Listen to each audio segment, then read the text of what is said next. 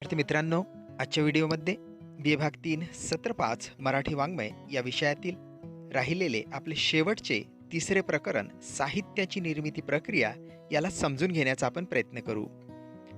साहित्याची निर्मिती प्रक्रिया यासाठी कोणकोणत्या घटकांचा उपयोग होतो ते या प्रकरणामध्ये आपण सविस्तरपणे समजण्याचा प्रयत्न करू.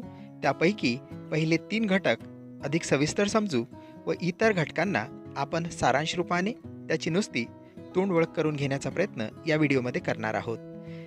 सर्वप्रथम साहित्याची निर्मिती प्रक्रिया यामध्ये निर्मिती कशाला म्हणतात त्याला आपण समजून घेऊ. निर्मिती या शब्दाचा साधा अर्थ आतापर्यंत अस्तित्वात नसलेली वस्तू अस्तित्वात आणणे याला निर्मिती असे म्हणता येईल. म्हणजेच ही वस्तू ज्ञानेंद्रियांनी आकळण्यासारखी मूर्त स्वरूपाची असेल किंवा कल्पनाशक्तीने जाणण्यासारखी अमूर्त स्वरूपाची सुद्धा असू शकते, असा निर्मितीचा साधा अर्थ आहे. म्हणजे अशी वस्तू जी आतापर्यंत अस्तित्वात नव्हती ती निर्माण करणे म्हणजे निर्मिती आहे. साहित्याची निर्मिती प्रक्रिया आणि इतर वस्तूंची निर्मिती यामध्ये मूलभूत फरक आहे.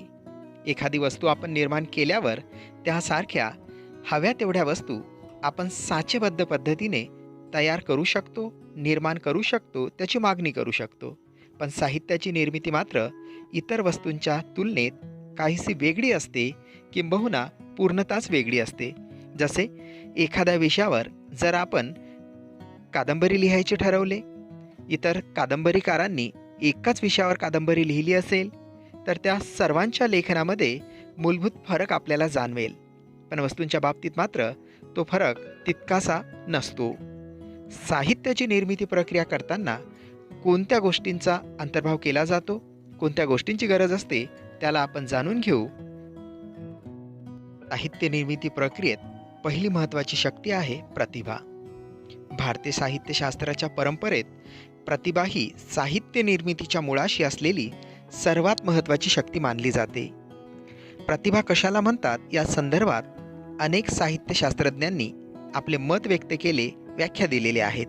त्यापैकी प्रतिभेच्या संदर्भातील काही व्याख्या आपण समजून घेऊ. त्यानंतर प्रतिभा कशाला म्हणतात ते आपल्याला समजायला मदत होईल. दंडी यांनी असे म्हटलेले आहे की प्रतिभा ही शक्ती नैसर्गिक स्वरूपाची असते, म्हणजेच जन्मताच प्राप्त होणारी ती शक्ती आहे असे त्यांनी म्हटलेले आहे. तसेही कोलरिजने म्हटलेले आहे, कवी हे जन्माला यावे लागतात, ते तयार करता येत नाहीत. त्याने इंग्रजीमध्ये म्हटलेले होते, poets are born not made. प्रतिभेच्या संदर्भात वामनाने म्हटले आहे, प्रतिभा ही शक्ती कवित्वाचे बीज आहे. तर मम्मटाने प्रतिभेचे महत्त्व सांगताना म्हटले की प्रतिभेशिवाय काव्यनिर्मिती होत नाही आणि झालीच तर ती थट्टेचा विषय होते. अभिनव गुप्ताने प्रतिभेची व्याख्या करताना म्हटले, अपूर्व वस्तू निर्माणक्षम प्रज्ञा. म्हणजे यापूर्वी अस्तित्वात नसलेली वस्तू निर्माण करण्याची प्रज्ञा म्हणजे शहाणपण म्हणजे प्रतिभा आहे. अशा अनेक विचारवंतांनी प्रतिभेच्या संदर्भात व्याख्या दिलेल्या आहे. साहित्य निर्मितीमध्ये प्रतिभा ही सर्वात महत्त्वाची शक्ती आहे असाच या सर्व व्याख्यांवरून आपल्याला निष्कर्ष काढता येतो. या व्याख्यांवरून काही वैशिष्ट्ये आपल्याला जाणवतात. प्रतिभा ही निर्मितीशी निगडीत असलेली मनाची शक्ती आहे. प्रतिभा ही जन्मदत्त देणगी आहे. प्रतिभेचे स्वरूप अलौकिक असते.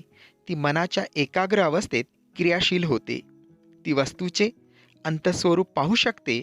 या शक्तीमुळे समोर नसलेल्या वस्तूही कवीला, साहित्यिकाला प्रत्यक्षातील वस्तूसारख्या दिसतात. प्रतिभेमुळेच नवे अर्थ, नव्या जाणीवा, नव्या कल्पना स्फुरतात. अपूर्व अशा कथानकांची निर्मिती प्रतिभेमुळेच होते.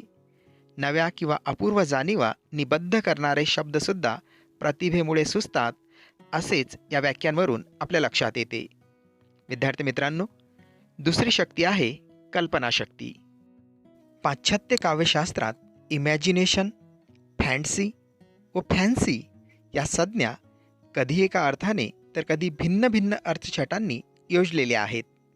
स्थूलमानाने हे शब्द आपण जिला कल्पनाशक्ती म्हणतो तिचे वाचक होत. सोपी शब्दात इमॅजिनेशन, फॅन्सी व फॅन्सी हे इंग्रजीतील शब्द मराठीतील कल्पनाशक्ती या संकल्पनेसाठी वापरले जातात. आपल्याकडील प्रभाकर पाध्ये यांनी तर इमॅजिनेशन या शब्दासाठी प्रतिभा हाच शब्द वापरलेला आहे. पाश्चात्य विचारवंत साहित्यिक हॉब्स हा कल्पनाशक्तीला स्मृतीचे कार्य मानतो आणि काव्यातील अलंकार कल्पनाशक्तीमुळे निर्माण होतात असे तो सांगतो. ॲडिसनच्या मताप्रमाणे कल्पनाशक्तीची सर्व सामग्री दृक संवेदनांनी पुरविलेली असते. तिचे प्राथमिक कार्य समोरील वस्तूच्या प्रतिमा तयार करणे आणि दुय्यम कार्य समोर नसलेल्या वस्तूच्या प्रतिमा पुनर्निर्मित करणे हे आहे.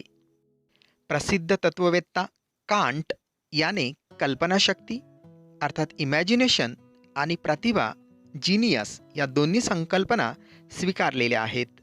वाक्यांवरून आपल्या असे लक्षात येते की ज्ञानाची निष्पत्ती करणे, प्रतिमांची निर्मिती करणे, आपल्यापुढील सामग्रीचे विघटन करून त्यातून नवी रूपे सिद्ध करणे, त्यात भावनेच्या द्वारे जिवंतपणा ओतणे ही कल्पनाशक्तीची कार्ये आहेत.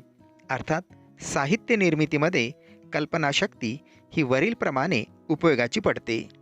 साहित्य निर्मितीच्या प्रक्रियेत महत्त्वाची असणारी तिसरी शक्ती आहे स्फूर्ती.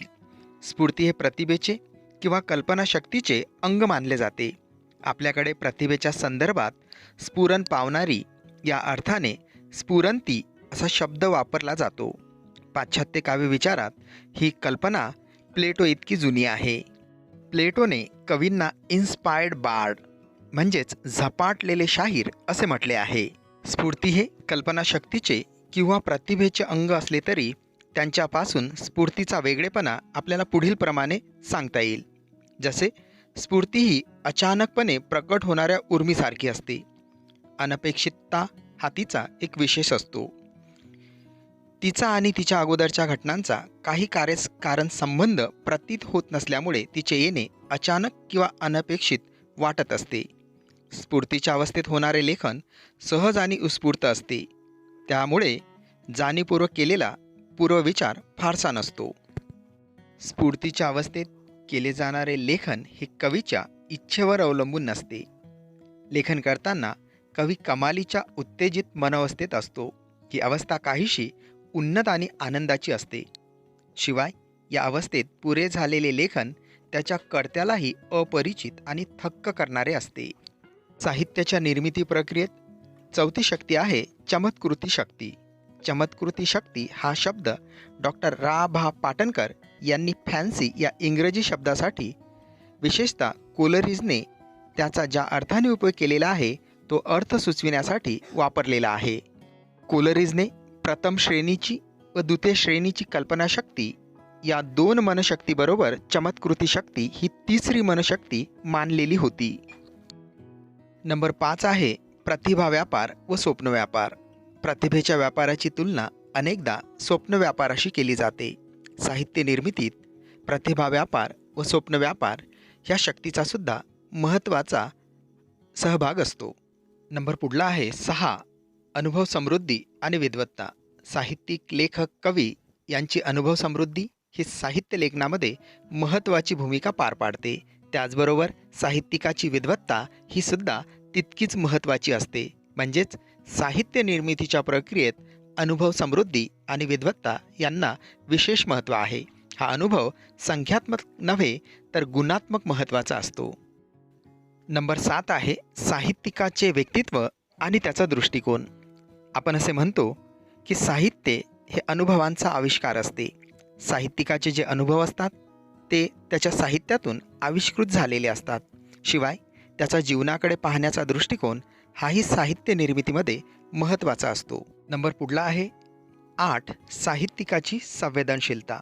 साहित्यिकाच्या दृष्टिकोनाचा व श्रद्धेचा लवचिकपणा टिकून ठेवण्यात त्याच्या संवेदनशीलतेचा वाटा सर्वात महत्त्वाचा असतो. संवेदनशीलता हा शब्द आपण सेन्सिबिलिटी या इंग्रजी शब्दासाठी वापरत असतो. दुसऱ्यांच्या दुःखाबद्दल जाणीव, सौंदर्याला प्रतिसाद देण्याची वृत्ती हे संवेदनशीलतेमध्ये गृहीत असते. पण संवेदनशीलतेमध्ये त्याहीपेक्षा इतरही बाबींचा समावेश आज केलेला आहे. थोडक्यात काय तर साहित्य निर्मितीमध्ये साहित्यिकाची संवेदनशीलता हा घटक महत्त्वाचा आहे. शेवटचा मुद्दा आहे क्रमांक 9, साहित्यिकाची शैशववृत्ती. शैशववृत्ती म्हणजे बालपण. केशवसुतांनी म्हटले आहे, प्रौढत्वी निज शैशवास जपणे बाना कवीचा असे. या लहानपणीच्या अनेक आठवणी साहित्यिकाच्या संवेदनशीलतेचा संबंध जोडणारे असतात. जगाकडे पाहताना लहान मुलाची दृष्टी प्रौढ झाल्यावरही टिकून राहिली तर हे जग अधिकच सुंदर दिसते, अशी कवींची श्रद्धा असते. म्हणूनच कवी हे स्वतःला काव्यदेवतेची बालके मानतात. थोडक्यात काय तर साहित्यिकाची शैशववृत्ती, बाल्यावस्थेसारखे अनुभव घेण्याची त्याची संवेदनशीलता जर टिकून असेल तर साहित्य लेखनामध्ये त्याला येणारा अनुभव आणखीनच प्रगल्भ असतो.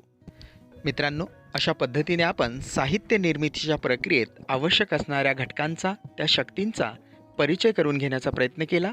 या सर्व शक्तींनीच साहित्य निर्मिती होत असते. व्हिडिओला लाईक करा, चॅनलला सबस्क्राईब करा आणि मित्रांमध्ये शेअर करा.